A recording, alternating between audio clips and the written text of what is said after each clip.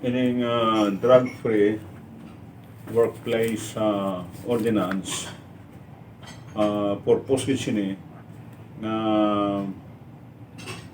ma-ensure naton nga drug-free ang mga workplaces naton diri sa probinsya sa Iloilo. Ini ma-apply o kung nag-cover sa Iloilo Provincial Government, municipal governments, kag city government as component units sa Iloilo Provincial Government, national government agencies, state university and colleges, government-owned and controlled corporation, kag ining mga private offices and establishment within the territorial jurisdiction of the province of Iloilo. Ining ordinansa nag-establish ang program drug use prevention and the control programs and policies ng Iloilo Provincial Government, such as pre-employment drug testing, drug abuse awareness and prevention program, authorized drug testing, kag employee assistance program na naga-embody sa treatment kag rehabilitation sa officials kag employees ng Iloilo Provincial Government found positive of drug use. Ining ordinansa naga-require sa iban pang government offices aside from Iloilo Provincial Government, naga-require sa aton mga component municipal government, city governments, Iloilo Provincial Government, state university and colleges, government-owned and controlled corporation, national government agencies, and private offices and establishment na mag-formulate pag mag-implement sila sa ilang respective drug use, prevention, and control program in policies so that may ensure nga drug-free ang mga workplaces nila. Ining ordinansa naga-emphasize gid sa kung ano ka-importante ining authorized drug testing as a strategy to ensure drug-free workplace. That's why this ordinance provides for the guidelines in the implementation of authorized drug testing. And this is the reason why this ordinance requires the officials and employees of public and private offices and establishment to submit themselves for drug testing. So, Board, ini siya mandatory, annually, paano gina-require ang isa ka workplace para makasubmit sang results sang drug test? Depende, but they should be conducted. Kanabutan sa ato ng ordinansa, they should be conducted periodically, Okay. not to exceed 2 years, no? So, depende na sa opisina, pwede mag-conduct sila 1 year, pwede mag-conduct sila 1 year and a half, pwede mag-conduct sila 2 years. Importante, base sa ordinansa, hindi lang mag-exceed 2 years. Lain man niya ang sistema sa atong mga kapulisan niya, kung di magsalat o kada bulan niya conduct sila man sa drug testing, no? Amo na ang pag-conduct ng drug testing.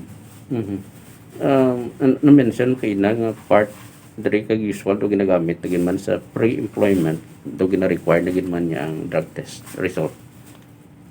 There is may mga opisina, pribado man ka gobyerno, nga gina-require ang drug testing as a pre-employment requirement. Ante kung wala sa drug testing, hindi na pag-require, base karon ang aplikante, kung ma-hire na base karon nga drug user na. So problema kung para sa opisina, apektado ang iya pag-obra, ang iya performance kung drug user siya. Okay, iti amoning purpose ng ordinansa, agud ma-institutionalize, agud ma-continue ang effective kag efficient nga serbisyo, hindi lang sa mga opisyales kag empleyado, opisyales kag employees sang government, kundi subong man sang private offices and establishment. Nagsiling kita board nga periodically kaina sining mo within 2 years dapat makakonduct sang drug test. Dason ano sini after 2 years naman ang pag-conduct sang another, or depende sa kung saan nila gusto, basta within sa 2 years hindi siya maglakaw. Within 2 years. So kung mag-conduct sila, depende sa opisina na. Diri sa provincial government, kinbutang ko daw kada 2 years. Mag-conduct sang drug testing. May ara opisina nga every year kakonduct sila drug testing.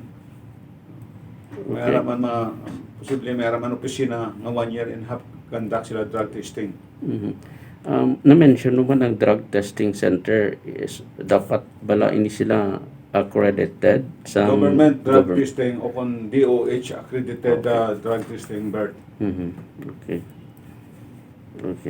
So ano ang may mga penalty ini kung may mga office nga do hindi gid maka-comply, pero sa atong paintinding sa mga government ya laban maka-comply gid ini, posible sa ibang mga private companies pa si hindi maka-comply. Anong mga penalties nga siling ko kay na ning ordinansa naga-require sa opisyales kag employees sang government and private offices and establishment sa pag-submit sing ila kaugalingon for drug testing. Now, if they refuse to submit themselves for drug testing without valid reason, they should be sa government officials and employees, administrative case shall be filed against them for gross insubordination. But for government, for private offices and establishment, a case may be filed against them as per or under section 282 of the Labor Code. No? Administrative case may be filed against them, and they should be penalized under section 282 of the Labor Code. Suspension man o kon dismissal ang penalty. Sa Dangerous Drug Board Regulation number 13, kung di ko magsana, nabutang dira, gina-require gid ang mga local government units nga may subong sining ordinansa. May ara sanction kung wala, case may be filed against the local government unit kung wala sila sa subong sining ordinansa, amo na nabutang sa provision dira sa Dangerous Drug Board Regulation number 13. So meaning sa sining pagpasa sa ordinansa, mas may mabakod na kitang salandigan para nga magtuman sa sining ginapasunod sang Dangerous Drugs Act na to. Amo na ginpasar naton ini. Kagamuni ang aton basihan kag salandigan, agud masigurado gid naton nga may ara nga drug free ang workplaces naton dire sa probinsya sang Iloilo, government o kung pribado nga workplaces, kag tungod sina mangin epektibo kag efficient ang serbisyo o kung ang performance sang aton man mga empleyado, officials man kay empleyado sang government kag private offices and establishment.